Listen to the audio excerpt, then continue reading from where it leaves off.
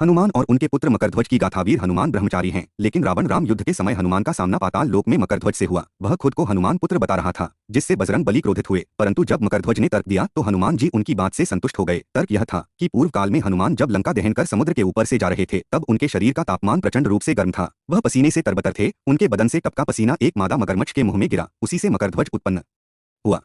मृत्युदंड पाने के बाद भी हनुमान को राम जी मार न सके। नारद जी ने ऋषिगण की आवभगत करने का कार्यभार हनुमान जी को सौंपा, लेकिन इन सब में से राम के गुरु विश्वामित्र का सत्कार न करने को कहा। हनुमान जी इस रहस्य को समझ नहीं पाए, लेकिन उन्होंने नारद जी की आज्ञा का पूर्णतः पालन किया, जिसके फलस्वरूप विश्वामित्र क्रोधित हुए और राम को हनुमान को मृत्यु दंड देने को कहा। गुरु की आज्ञा से विवश राम अपने प्रिय हनुमान पर प्रहार करना शुरू करते हैं, लेकिन नारद जी ने कहा था कि हनुमान आप चिंतामुक्त होकर राम नाम का जाप करें, कुछ नहीं होगा। हनुमान जी ने इस आज्ञा का भी पालन किया। तब राम के ब्रह्मास्त्र समेत सारे अस्त्र विफल हो गए।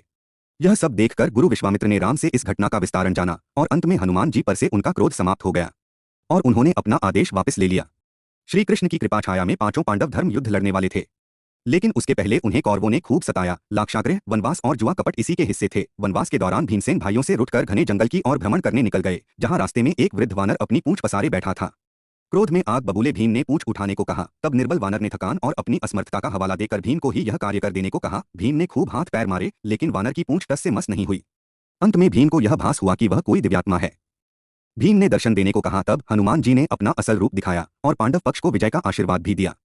अर्जुन एक बार रामेश्वरम पहुंचे, जहां एक वानर श्रीराम की भक्ति में लीन था। अपनी धनुर्विद्या के अहंकार में मगन पार्थ ने बाण चलाया। तब हनुमान जी ने प्रकट होकर इस कृत्य का कारण पूछा, तो अर्जुन बोले कि श्री राम तो धनुर्धर थे, उन्हें पत्थरों के पुल की आवश्यकता क्या पड़ी, वाणों का ही पुल बना लेते, पूरी सेना त्वरित गति से लंका जा पहुंचती। इस पर हनुमान जी ने कहा कि हमारी सेना में ऐसे विराट और बलशाली योद्धा थे जिनका भार बाण का पुल नहीं उठा पाता, इसीलिए पत्थरों का पुल बनाया गया। इस बात पर अर्जुन ने दिव्य बाण चलाकर विशाल पुल का निर्माण कर दिया और वानर रूप में छिपे हनुमान जी को चुनौती दे दी। तब हनुमान जी उस पर चढ़े और वाणों का पुल भर भराकर पानी में डूब गया। अंत में अर्जुन का अहंकार टूटा और हनुमान जी ने उसे दर्शन भी दिए।